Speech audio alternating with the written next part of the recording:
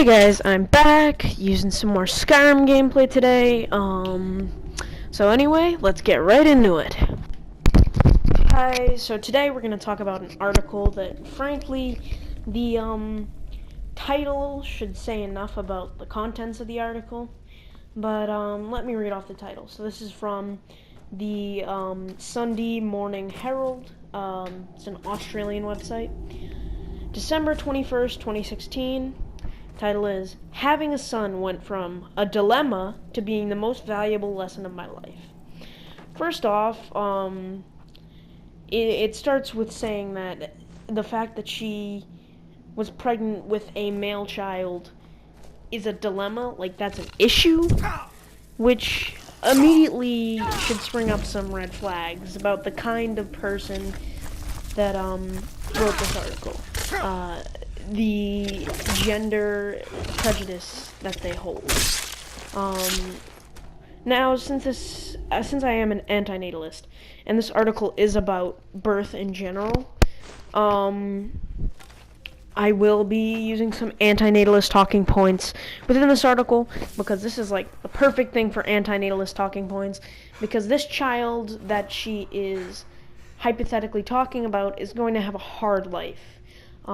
This child, from the way she speaks, is going to be socialized to hate himself, and feel as if his entire gender is some kind of monstrous group of just evil, oppressive people. So, alright, let's get into this. I've always been a feminist. I'm lucky my mother, Jane Caro, is a feminist, as is my grandmother, and both have always been. It's something I've never questioned and always felt confident and strident about. Just ask me about it at a dinner party, if you dare. Motherhood has been a quite confronting experience for my feminism so far, and I'm sure it will continue to be. Ever since discovering I was pregnant, it's been a process of adjusting and reconciling my biology with my ideology. Once again, having a child, even though I am a antinatalist, but the experience of having a child should not be something that you have to adapt your ideology to. It should not have anything to do with ideology.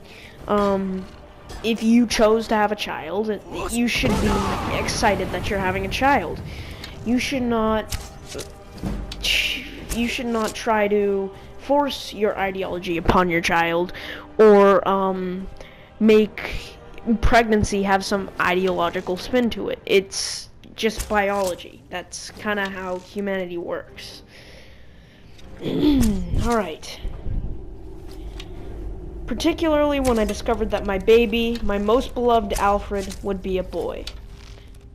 Okay, first of all, like I mentioned, this is gonna be a hell of an article. Just based on that line there. I had never wanted a son. That's fair. Parents have preferences. I wanted daughters. Probably because I am one of 2 daughters and 6 granddaughters. No sons or grandsons. This seemed altogether to fit in with my feminism better. It was more comfortable to me. But when the sonographer pointed out my son's, this is what she says, dangly bits in our 19-week scan, it was clear that I was going to raise a son. The way she states dangly bits is like she views her growing human being as an object rather than a person. Now, I'm not going to get into an abortion debate here, and in fact, I'm on the progressive side of that, or rather, I'm a little bit more moderate, but let's keep going. The anxious feeling I had about this daunting prospect lasted a few weeks as I came to terms with why I felt the way I did and how I could let it go. If you're feeling like that at all about having a child, get an abortion. You shouldn't have a child in the first place because it's just causing more suffering in this world. But if you're already pregnant and you're feeling like this is a daunting task, like, okay, I don't mean it in the sense like you feel like this is going to be challenging. I mean it how she states is that it is as if she is afraid of what her child will be, and that's a clear indicator of a need to have an abortion. There were two parts to the feeling. I had to mourn the life that I thought I was supposed to have. Once again, you should not feel entitled to have a certain child. This is a certain gender of a child, because this is a dangerous ideology. You feel entitled to have a certain gender of a child. That basically means that if you have the other gender, you won't treat them as well. You know, childbirth is wrong in the first place, unless it's immoral, because it just causes more suffering. But you see, it's especially wrong when you know that the child you are going to raise is going to be forced into a certain belief system, or forced to think or act a certain way. There were two parts of this feeling. Oh, wait. I was supposed to have the elder daughter of my two girls. Why do we plan things we cannot control? Exactly. And I had to come to terms with having a relationship with a son that I had never really considered. These were dark moments in the middle of the night. Wow.